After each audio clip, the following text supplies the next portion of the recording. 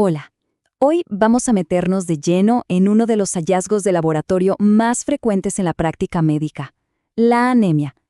La idea de esta revisión es ofrecer un marco sistemático especialmente para quienes son estudiantes de medicina, para poder pasar de un simple resultado de laboratorio a un diagnóstico diferencial que esté bien fundamentado.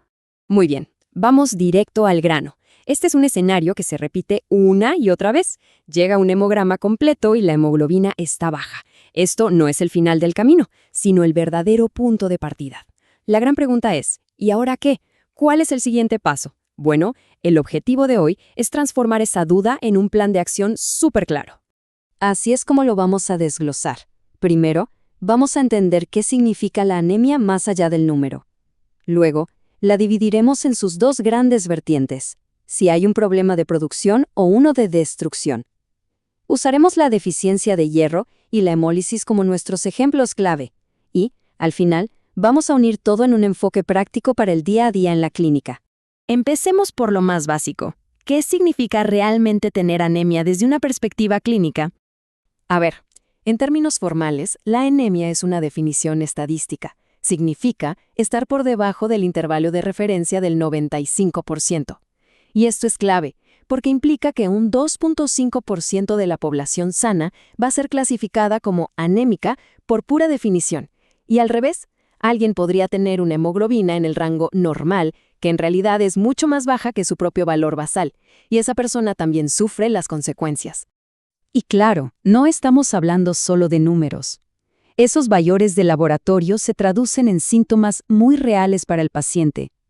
Todos estos signos, desde la fatiga hasta la palidez, tienen un origen común, una disminución en la entrega de oxígeno a los tejidos del cuerpo, así de simple y así de complejo. Ahora sí, vamos al corazón del asunto, al diagnóstico diferencial. Este es el primer y yo diría el más importante punto de decisión en nuestro camino. Pensemos en esto de una forma muy simple.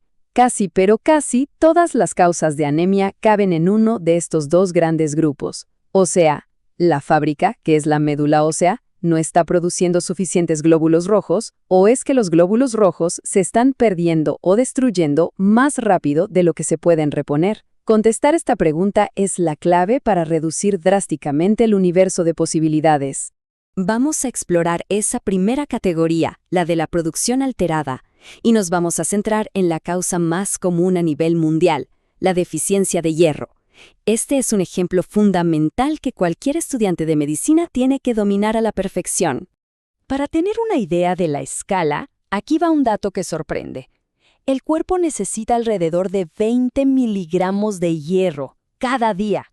¿Para qué? Para fabricar más de 200.000 millones de glóbulos rojos nuevos. Es una línea de producción que literalmente nunca se detiene, y el hierro es la materia prima esencial. El viaje del hierro es un proceso bastante complejo, pero podemos seguirle la pista. Se absorbe, viaja por la sangre unido a una proteína llamada transferrina, se acopla a las células madre de los glóbulos rojos, entra en ellas y finalmente llega a la mitocondria para convertirse en parte del grupo hemo. Un fallo en cualquier punto de esta ruta y tenemos problemas. Y lo interesante es cómo se ve todo esto bajo el microscopio. Esto que vemos es un frotis de sangre periférica. Fíjense que los glóbulos rojos son más pequeños de lo normal, o sea, microcíticos, y más pálidos, es decir, hipocrómicos. Esa palidez central que se ve más grande es el signo visual de la falta de hemoglobina. Y aquí, un punto crítico para la práctica clínica. Diagnosticar anemia por deficiencia de hierro no es el final. El siguiente paso, y es obligatorio, es preguntarse, ¿por qué? Especialmente en adultos, es imperativo buscar la causa de la pérdida de sangre.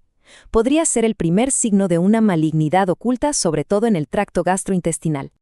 Muy bien, cambiemos de tema. Pasemos a la otra gran categoría de la anemia, cuando los glóbulos rojos se destruyen antes de tiempo. A esto le llamamos hemólisis. La anemia hemolítica es exactamente eso. La vida media de los glóbulos rojos se acorta dramáticamente. La causa puede ser un defecto dentro del propio glóbulo rojo, algo intrínseco, como las hemoglobinopatías hereditarias, o puede ser por un ataque desde afuera, algo extrínseco o adquirido. Veamos un ejemplo clásico de un defecto intrínseco, la alfa-talasemia. Esta tabla simplifica mucho la genética. La gravedad de la enfermedad depende directamente de cuántos de los 4 genes de la alfa-globina falten. El espectro va desde un portador silencioso, sin síntomas, hasta la hidropesía fetal, que lamentablemente es incompatible con la vida. Y esto ilustra de forma brillante cómo diagnosticamos una de estas talasemias, la enfermedad de la hemoglobina H. A la izquierda, en un frotis normal, vemos estas células diana o target cells. Pero la verdadera magia ocurre a la derecha. Con una tinción especial, aparecen estas inclusiones, que no son más que los precipitados de la hemoglobina anormal. Una imagen que prácticamente es el diagnóstico. Lo que nos lleva a otra llamada la acción fundamental. La revisión manual del frotis de sangre no es una técnica del pasado, para nada. Es una habilidad diagnóstica potentísima. Las pistas en la forma de las células, como esas células diana, pueden ser la clave que nos oriente directamente hacia el diagnóstico correcto. Perfecto. Ya exploramos los 2 grandes mecanismos de la anemia. Ahora vamos a unir todo esto en un plan de acción para la vida real. Ojo, porque esta es una de esas diapositivas que vale la pena guardar. Resume las diferencias clave de laboratorio entre las anemias microcíticas más comunes. Miren cómo el hierro sérico, la capacidad total de fijación de hierro, o TIBC, y la ferritina cambian de forma muy predecible en cada condición. Esta tabla es una herramienta esencial, tanto para los exámenes como para la práctica clínica diaria. Así que, la directiva final es clara. Hay que usar este marco de trabajo.